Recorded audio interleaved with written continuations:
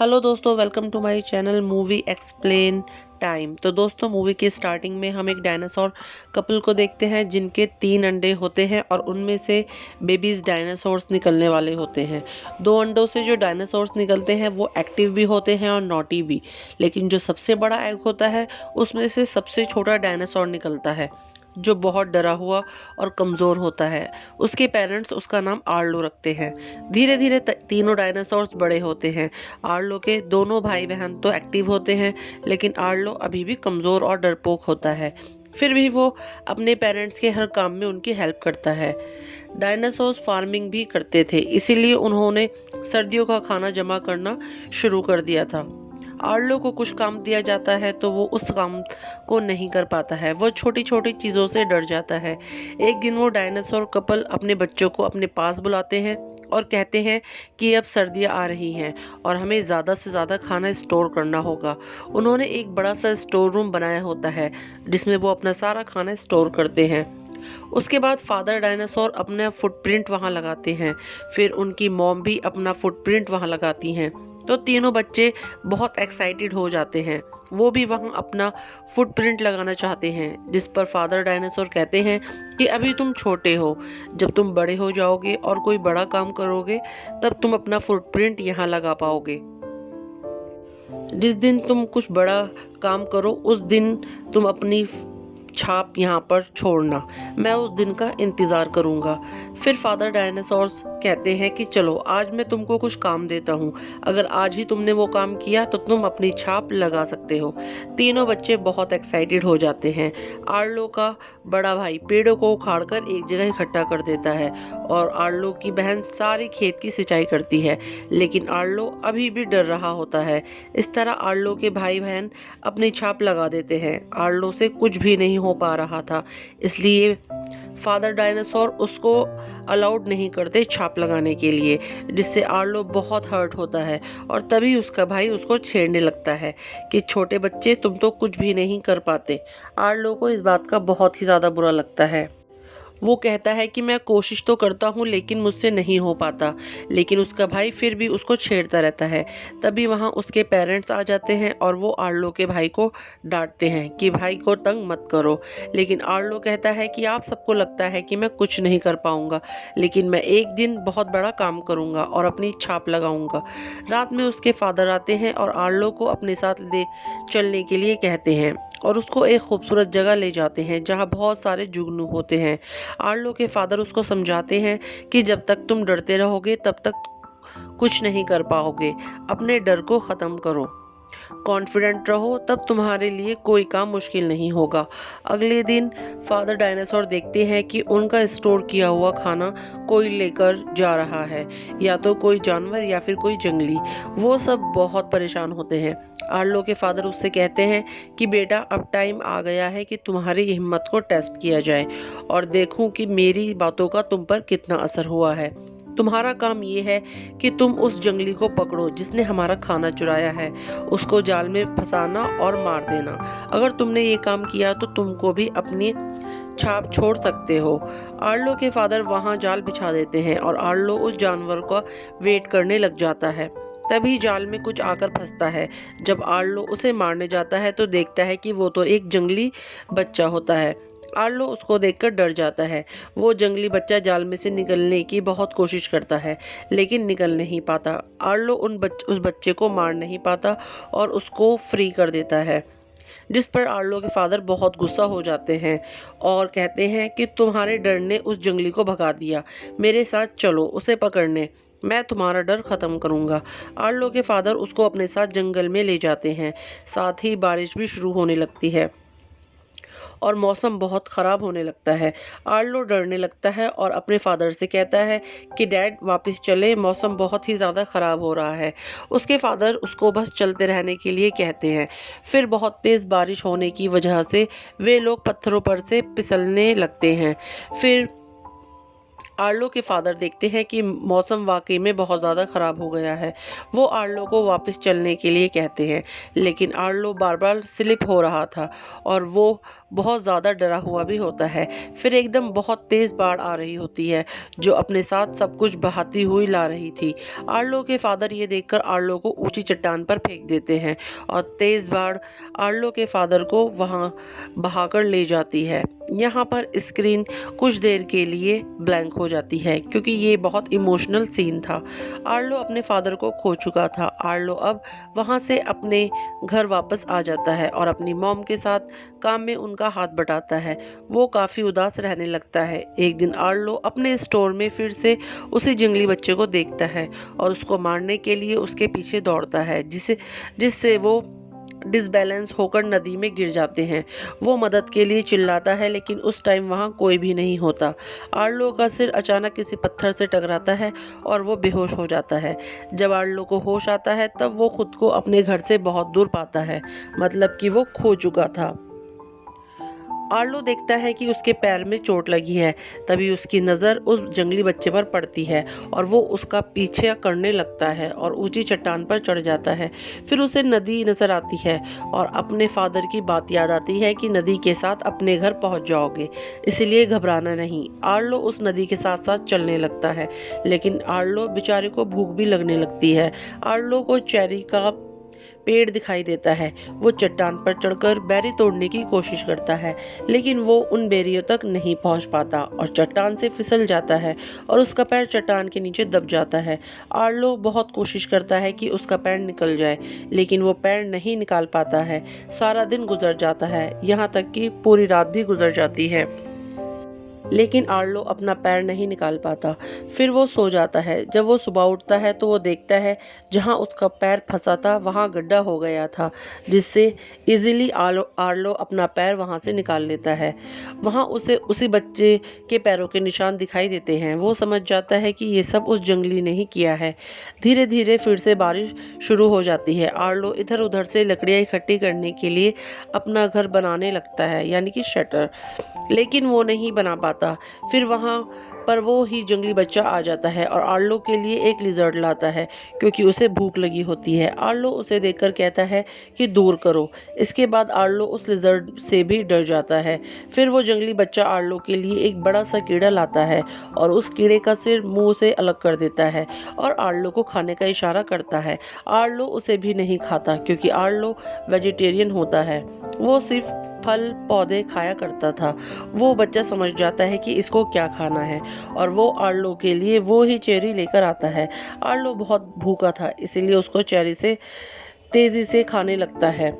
Arlo को और भूख लगती है तो वो जंगली बच्चा आर्लो को उसी जगह पर ले जाता है जहाँ उस फ्रूट्स का पेड़ होता है। इतनी सारी चेरी देखकर आर्लो के मुंह में पानी आ जाता है और वो तेजी से पेड़ की तरफ बढ़ने लगता है, लेकिन वो बच्चा आर्लो को रोकने लगता है। पहले तो आर्लो को समझ नहीं आता कि वो बच्चा ऐसा क्यों कर रहा है, लेकिन आर्लो जैसे ही चेरी मुंह में रखता है वहाँ बहुत बड़ा सांप आर्लो के ऊपर गिर जाता है।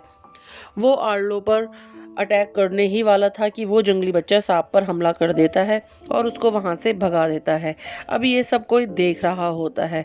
तभी पेड़ों के बीच से आवाज आती है और पेड़ों के बीच से एक गाइंट सा जानवर बाहर आता है जिसके सिंग पर बर्ड्स बैठे हुए थे। वो आर्लो से कहता है, तुम्हारा साथ ये बच्चा कौन है, इसका नाम क्या है? आर्लो कहता है कि मैं नहीं जानता इसका नाम। तो वो कहता है कि चलो इसका नाम रख लेते हैं। वो बहुत सारे अजीबोगरीब नाम बताते हैं। फिर आर्लो उसका नाम स्पॉट्स रखता है।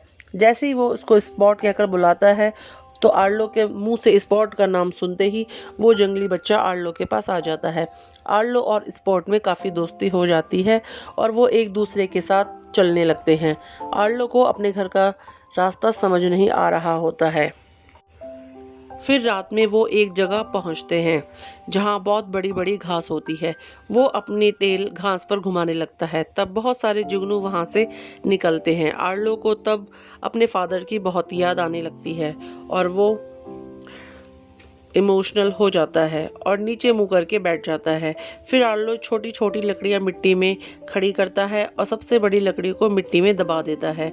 वो इस स्पॉट को बताता है कि हम 5 लोग थे, लेकिन मेरे फादर हमें छोड़कर चले गए, यानी कि मर गए। लेकिन जब वो स्पॉट का कोई रिएक्शन नहीं देखता तो उदास हो जाता है कि मैं किसको समझा रहा हूँ। फिर स्पॉट भी उठता है और वो भी 3 लकड़ियाँ खड़ी करता है और 2 लकड़ियों को मिट्टी में दबा देता है। उसका भी यही मतलब था कि उसके पेरेंट्स भी मारे गए और वो इस दुनिया में अकेला था। दोनों एक दूसरे को गले लगाकर उदास होकर बैठ जाते हैं। अब अगले दिन वो आगे निकलते हैं, लेकिन रास्ते में बहुत तेज़ तूफान आ जाता है और वैसी ही बाढ़ आती है जिसमें उसके फादर मारे गए थे। वो एक पत्थर के नीचे छुप जाता है। जब उसकी आँख खुलती है तो वो देखता है कि वो नदी से काफ़ी दूर है और वहाँ कोई नदी भी उसे दिखाई नहीं देती। वो काफ़ी उदास हो जाता है और आगे बढ़ने लगता है। तभी उसे आसमान में अजीबोगरीब पक्षी नज़र आते हैं। आर्लो उनको आवाज़ देता है, लेकिन वो बहुत ख़तरनाक परिंदे लग रहे थे। आर्लो उनसे कहता है कि क्या वो उसको नदी का रास्ता बता सकते हैं? मुझे मेरे घर जाना है। तब वो परिंदे कहते हैं कि अरे भाई, हमें क्या पता, हमारा तो इससे कुछ लेना देना ही नहीं है।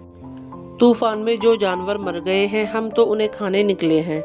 वो अजीबोगरीब परिंदे आर्लो से पूछते हैं, क्या तुमने अभी जंगली बच्चे को देखा है? क्योंकि तुम्हारे अंदर से स्मेल आ रही है। आर्लो उनसे डर जाता है कि उन परिंदों ने आर्लो के सामने ही एक छोटे से जानवर को खा लिया था। वो आर्लो से चालाकी से मालूम कर लेते हैं कि स्पॉट कहाँ है, लेकिन जैसे ही वो स्पॉट को पकड़ने जाते हैं, आर्लो स्पॉट को अपनी पीठ पर बैठाकर तेजी से भागने लगता है। तभी उन दोनों के सामने बड़े बड़े डायनासोर्स आ जाते हैं, जो आर्लो के पेरेंट्स से भी बड़े थे। आर्लो उनसे डर जाता है और दूसरी तरफ भागने लगता है। तभी वहाँ पर बड़ा डायनासोर आता है, जो उन दोनों का बड़ा भाई था। वो आर्लो से कहता है कि डरो नहीं, हम भी वेजिटेरियन हैं। तब आर्लो उनसे पूछता है, क्या आप बता सकते हैं कि नदी किधर है? मुझे अपने घर जाना है। तब वो डायनासोर कहता है, ठीक है, मैं बता दूंगा, लेकिन तुम्हें उससे पहले मेरी भैंसें जो कि खो गई हैं, उन्हें ढूंढने में मेरी मदद करनी होगी। अब वो सब मिलकर भैंसें ढूंढने लगते हैं।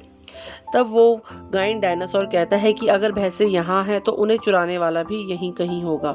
तब वो आर्लो से कहते हैं कि पुत्र, तू वहाँ पत्थर पर जाकर जोर से चिल्लाना, तब वो चोर तेरे ऊपर हमला करेंगे और हम उन्हें पकड़ लेंगे और उनकी चटनी बना देंगे।